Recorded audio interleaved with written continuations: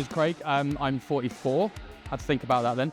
I started this 8 years ago, basically to get out of IT. I've worked in IT for the last 25, 30 years. I started a mechanical engineering degree when I was 18 and dropped out, financial reasons. So coming back, doing it later in life, being here today is amazing. It's 30 years of work, basically, like finally coming to fruition. So yeah, I'm super proud of myself. Yeah, I mean, I was in my 30s when I joined. I remember Wayne sort of saying to me when I first met him that like they felt that they were taking a bit of a punt on me because I'm not your typical student. You know, I'm professional. I don't have a career in motorsport. I just got a passion. But they took a punt on me. I remember going to races with those guys 2018, 2019, really enjoying it, knowing this is the industry I want to move into. But again, as someone who's in my 40s now, I needed this degree really to give me the confidence to put myself up against 20-year-olds, you know, because that's what I'm going to be doing, you know, in the next 6 months or so. I think primarily by sort of really just exposing that, you know, whilst a lot of employers might be looking for 25-year-olds, there is experience that I've got outside of motorsport that's useful.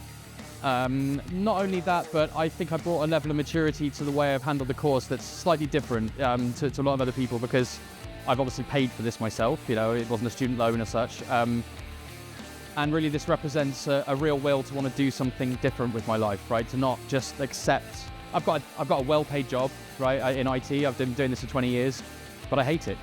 I want to do something I love. And particularly like, so Wayne, the other Wayne as well, Hargreaves, also Tim Mullis and Kieran, those guys have been so super supportive of me, giving me an opportunity. Really, when you go to the racetrack, whether you're 18, 25, 45, you're a pair of hands, right? And it's all about teamwork and working together. And that was something I really loved about, that's what I love about motorsport, really, is that striving for excellence, you know?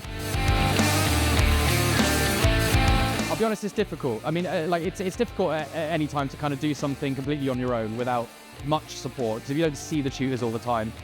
I think really the challenge came with COVID, because then all of a sudden, even the in-person race meetings weren't happening.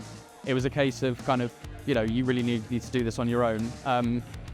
But again, it's the same with every degree. Even in-person degrees now are 50% from home, you know, so I think it's a case of needing to pull my socks up and just kind of be able to crack on with it, you know, and I did. You know, again, I'm so proud of what I've managed to achieve, you know, finally. When I quit uni in 2001, I was 21. I was saddled with debt. I've been living on my own since I was 16. I kind of bit off more than I could chew the first time round. And I left with tail between my legs. And I've built a career in IT and I've done okay in my life, but I've always had this hanging over my back, like that I didn't fail because I wasn't good enough. I failed because I didn't put the effort in.